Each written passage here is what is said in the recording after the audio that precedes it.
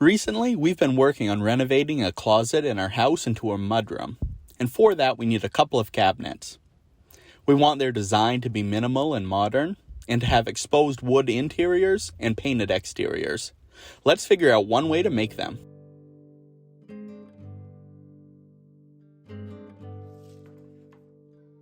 We started by getting together our breakdown tools, which were a pencil, tape measure, T-square, and a circular saw. Some people call it a skill saw, but I use mine with a straight edge, which eliminates the need for any skill.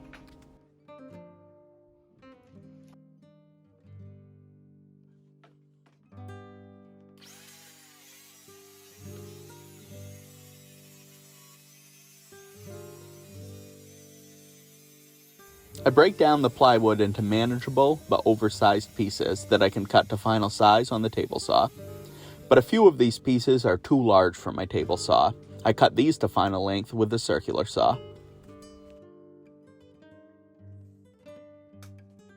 I clamped together and cut these two pieces at once to ensure that they would end up at the same length.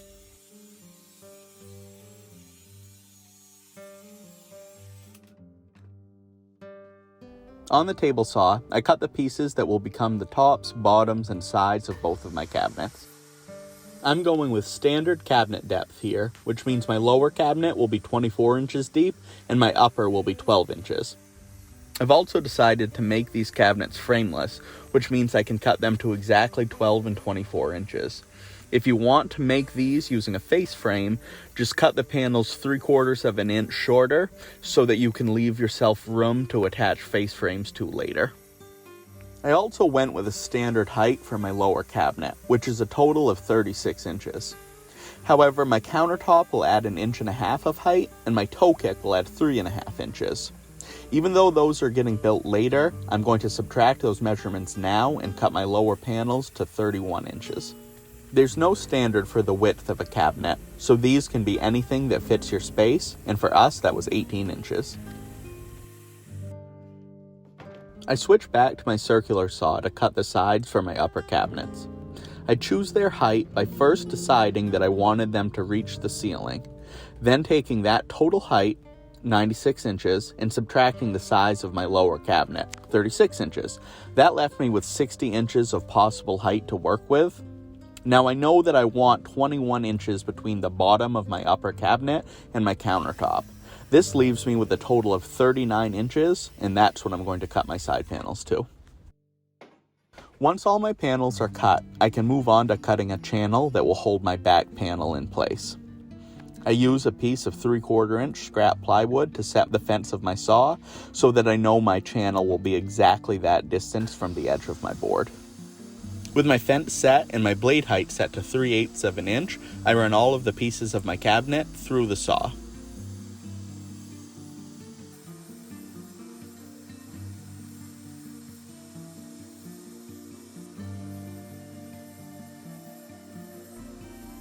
I'll be using 1/4 inch plywood for my back panel, but my table saw's blade is only 1/8 of an inch thick, so after making my first cuts, I move my fence an additional 1/8 of an inch from the blade and make my second cut.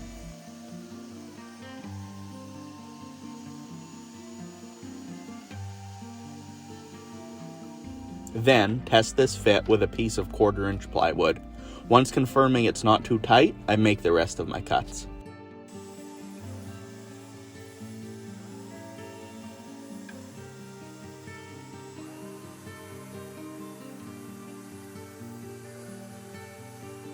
While I still have my table saw out, I ripped down some 3/4 inch strips of plywood to 4 inches. These strips will be used for bracing as well as nailer strips for my cabinets later.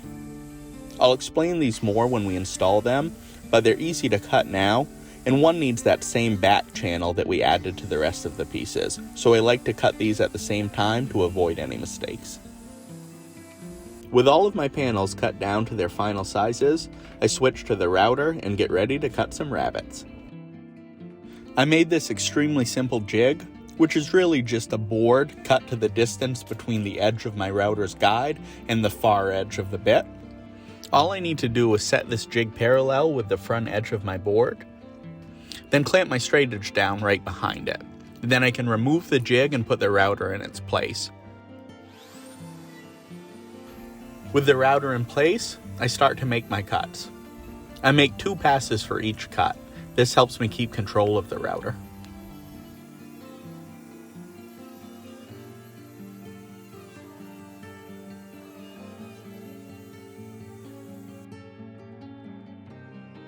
Next, I do a dry fit of my cabinets to see how they fit together.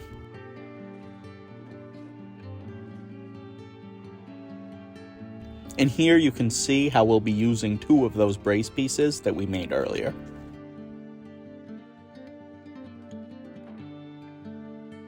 I also measure for my back panels at this time.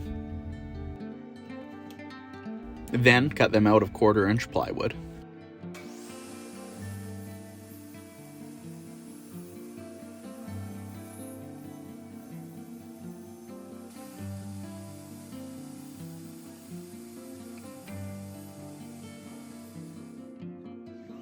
I decided to give everything a light sanding now to make the sanding less intensive later when the cabinets were assembled.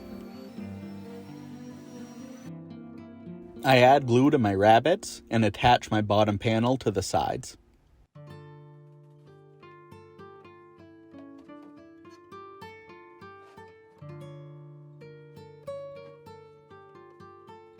And add a bracer piece to the top to keep everything in place.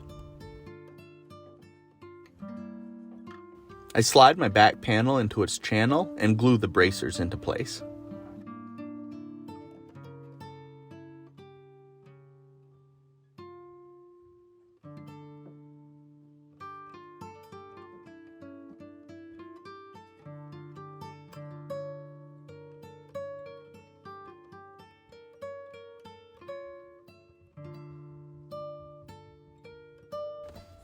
After looking at the cabinet assembled, I decided that I wanted to add a piece that would visually separate the part of my cabinet that will have a drawer and the part that will have a door. I believe this piece is called a mid-rail. Now, I should have planned for this in the beginning and cut dados for this mid-rail, but I didn't know that I wanted them at that point. And it's only for aesthetics, it's not going to be supporting any weight, so a butt joint's going to have to do. While this was drying, I grabbed the rest of my 4-inch strips and started to drill pocket holes into them using this jig from Craig.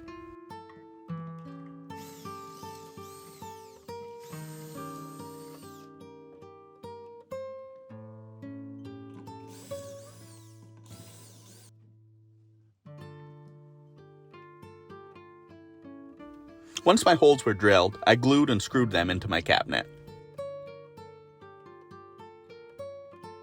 1/4-inch plywood isn't strong enough to attach directly to the wall. These nailer strips will set flush with the back of the cabinets so that I can screw through the back panel, through these nailers, and directly into the wall. This will give me plenty of strength and make sure that the cabinets don't sag over time. I add these nailers to both my upper and lower cabinets.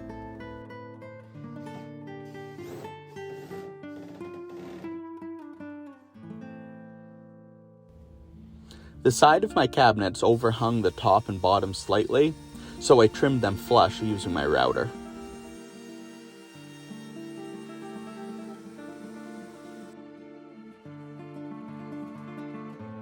From here, I moved on to edge banding. I used my iron to apply it, added pressure while it cooled,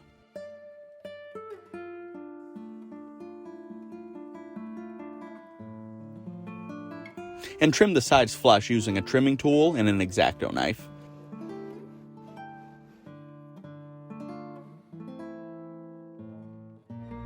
Then finally broke the edges with sandpaper.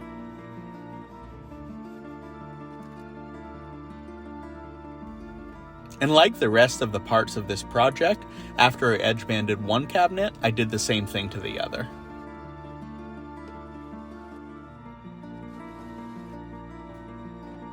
My next step was to build a drawer box and figure out how to install it.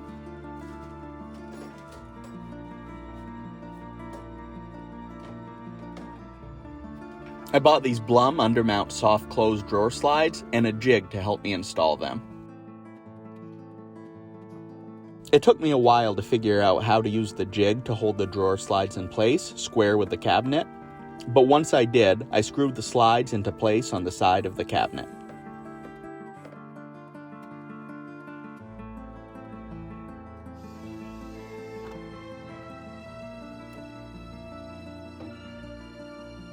I tested the slides and ripped down a strip of 1/2-inch plywood to make my drawer box.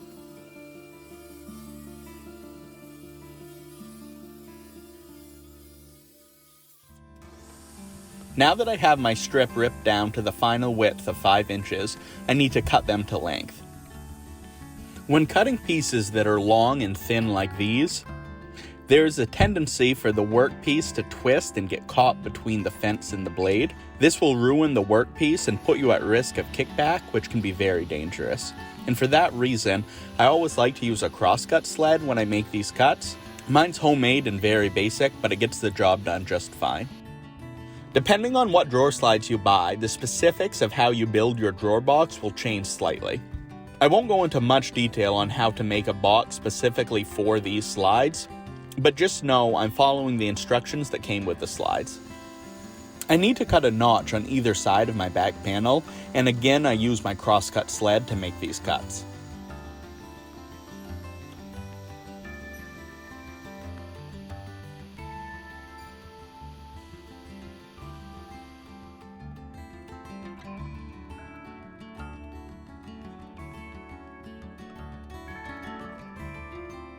I also need to cut a groove for my drawer bottom to set in.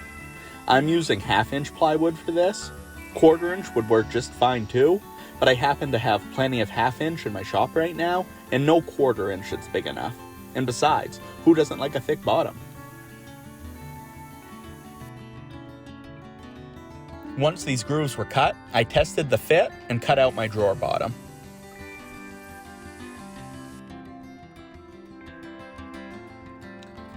After doing a dry fit, I laid out my drawer pieces, added some glue, and assembled them.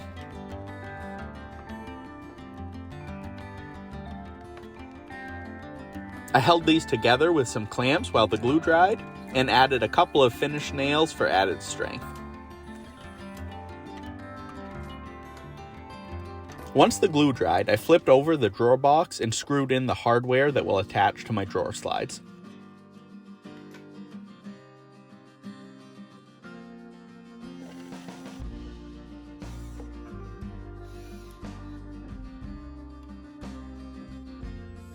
I also drilled 2 holes for the adjustment pins on the back of my slides. Then finally, I could install the drawer into my cabinet and watch those sweet, soft-close slides do their thing. After the thrill of opening and closing my new drawer wore off, which took quite a while, I grabbed some more slabs of 3/4-inch plywood and cut out 2 door blanks and a drawer face. I decided to go with inset doors, and I wanted there to be an 1/8-inch gap between my doors and the edge of my cabinet. To accomplish this, I measured my cabinet's opening and cut my doors 1/4 of an inch smaller in both height and width. Once my doors were cut, I moved on to installing my hinges. I picked up these soft close hinges, also from Blum, that are made for inset doors with no face frames. I also picked up this Craig concealed hinge jig. It comes with a Forstner bit that is sized correctly for the hinges, a guide that lines up the bit with the edge of the board, and 2 smaller holes to align the placement of pilot holes for the screws that will hold your hinge in place. Now, as you may have noticed, I've used a few jigs in this video, and none of them are that expensive, but they do add up, especially if you only need them for one project. My advice would be to buy them if you can afford to. They will save you time and headaches. But if you can't, don't let the lack of one hold you back from making a project. All the cuts and installations shown in this video can either be made without the use of jigs, or with a little research can be made with a jig that you make yourself using scrap material. I drilled my holes, screwed in my hinges, and lined up the doors with the cabinets. A deck of playing cards is great to keep around when installing doors. As long as you have the same number of cards above your door as you do below, you can be sure that your gaps are even. Now my door was in place and looking good, but I had no way to mark where the hinges sat on the inside of the cabinet, and I needed to know this so I could install them correctly. I thought of solutions for a while, and the best one that I could come up with was to make this smaller door that I could clamp in place and then reach around to mark the locations that I needed to. Now I'm sure that there are much better ways to find out where these hinges needed to get installed, but making this test door just took a minute, and I got the job done just fine.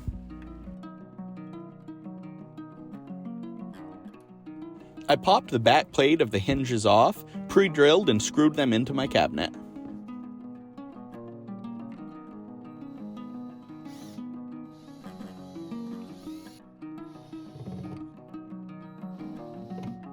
I snapped the door back onto the hinges and tested the door out. It worked well, but it didn't stop flush with my cabinet, but that's no problem. We can fix that with a simple door stop that we'll add in just a minute. Before that, I reinstalled my drawer box, grabbed another handful of cards, and lined up my drawer face with the cabinet.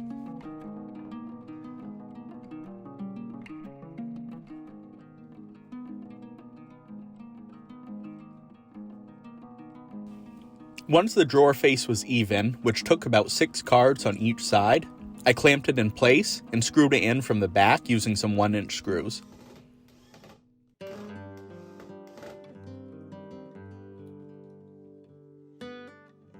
I unclamped the drawer and removed the cards. Then, opened and closed the drawer a few more times to make sure that my gaps stayed consistent.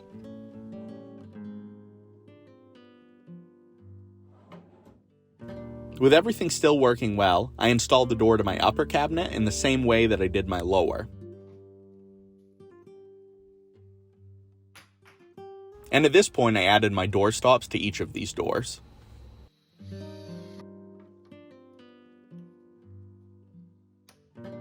And these worked just like I hoped they would, and made the door line up perfectly with the edge of the cabinet. At this point, I was almost ready to move on to finishing, but before I could, I needed to seal the plywood edges of my doors. I could have done this with edge banding like I did for my cabinets, but in the interest of trying new things, I decided to use this wood filler from DAP to prep my edges for paint. Once dry, I sanded these edges as well as the rest of the cabinets.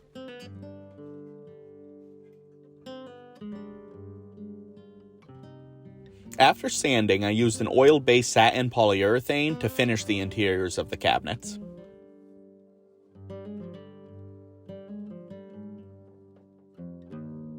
And painted the exteriors the same green as we used on the bench in the last video.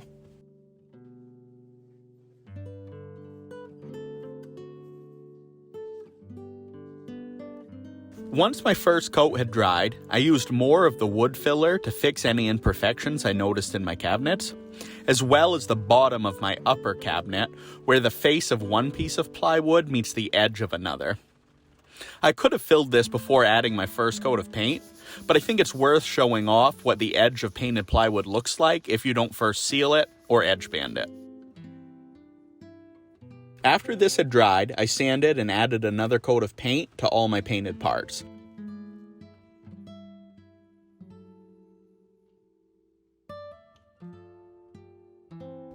When all my paint was dry, I used a hardware drilling jig to mark the placement for my pulls.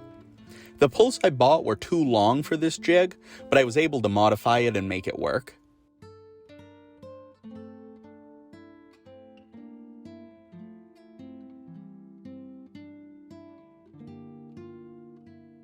After drilling holes, I installed my pulls first on my drawer and then on my doors.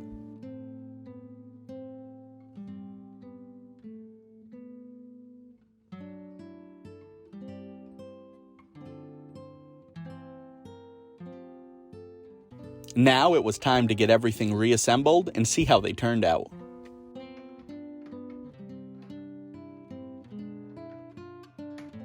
I put my doors back on the hinges and adjusted them to set flush with the cabinet.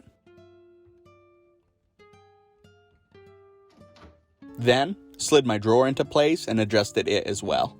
And at this point, all that was left to do was stand back and take a look at the final results. And I'm so happy with how these turned out.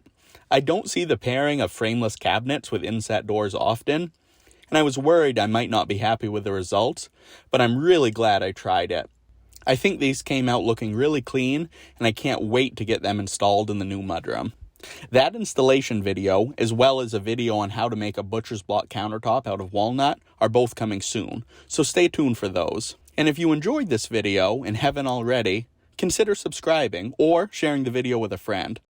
And as always, thanks so much for watching.